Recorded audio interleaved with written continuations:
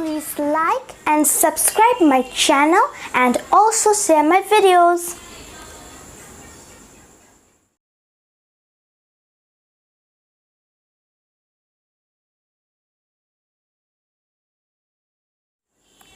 Due to pollution, we are experiencing an unhealthy life. Not only us, our mother nature is also sick, and the reason behind pollution is overpopulation of human beings, means us.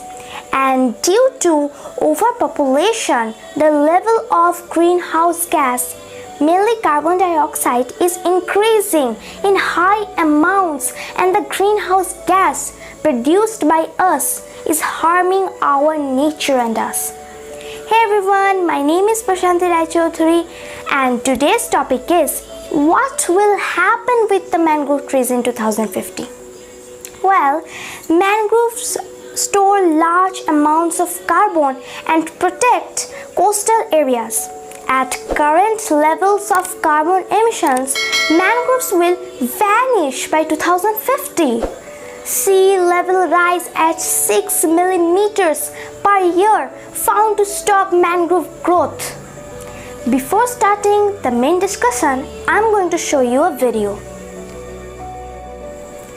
In the video, you can see that the sea water is increasing because two major causes of global sea level rise are thermal expansion caused by warming of the ocean, since water expands as it warms, and increased melting of land-based ice, such as glaciers and ice sheets.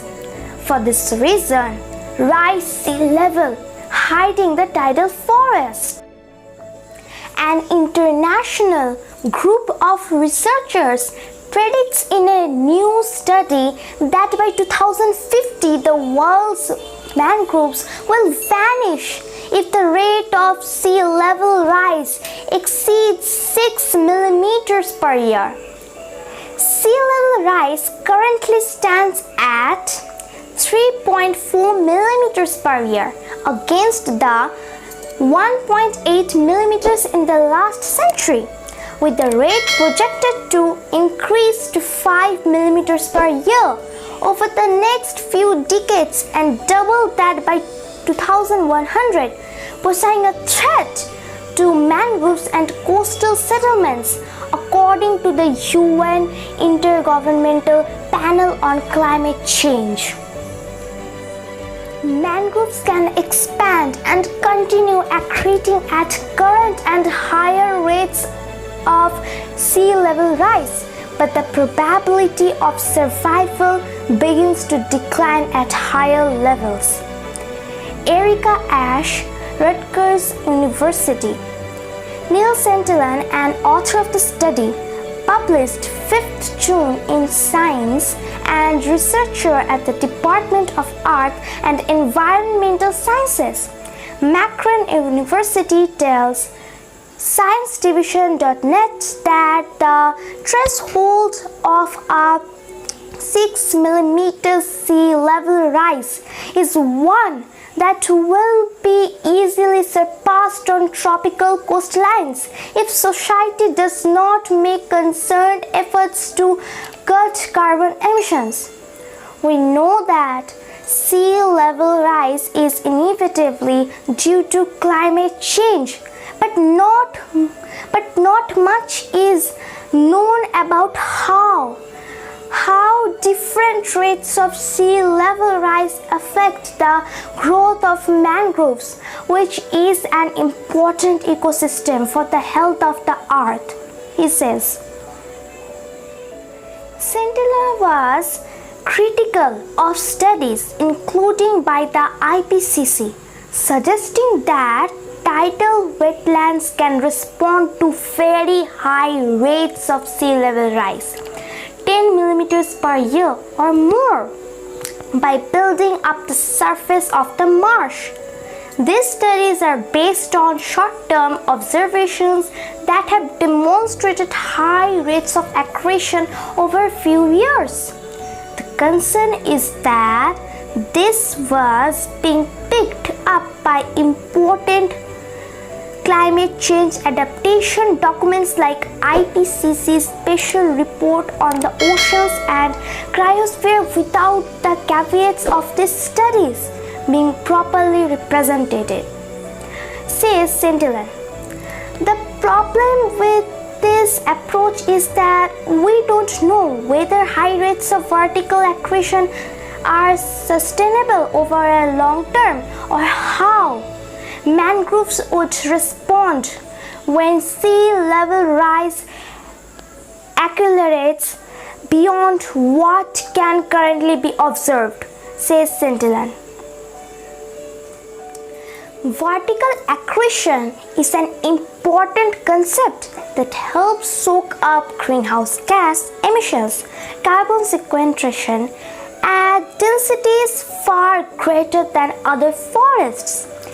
Besides providing a buffer between the land and sea that helps protect people from flooding on land.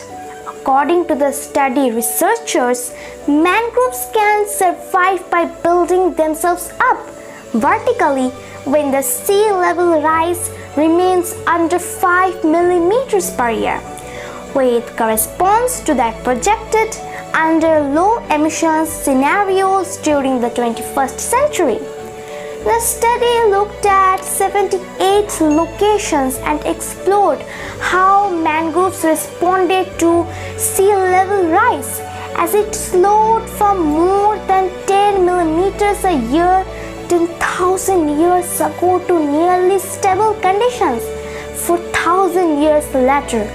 The storage of carbon as mangrove forests expanded during that period contributed to lower greenhouse gas levels. Using sedimentary archives from when the earth underwent deglaciation up to 10,000 years ago, the researchers estimated the probability of mangrove survival under rates of sea level rise corresponding to low and high carbon emission scenarios. When sea level rise exceeded 6 millimeters per year, corresponding to what is estimated to result under high emission scenarios for 2050, mangroves very likely more than 90% probability stopped growing at the place required. According to the study, it's critical. Sentinel believes that emissions are controlled so that the rate of sea level rise stays lower than what mangroves can cope with. Co-author Erica Ashe, a scientist at the Department of Earth and Planetary Sciences, Rutgers University, New Brunswick, NJ, says that under high emission scenarios, rates of sea level rise on many tropical coastlines will exceed 7 millimeters per year. We know that mangroves are at risk for reasons aside from sea level rise. These include clearing, overharvesting, changes in salinity due to additional fresh water, pollution and climate change.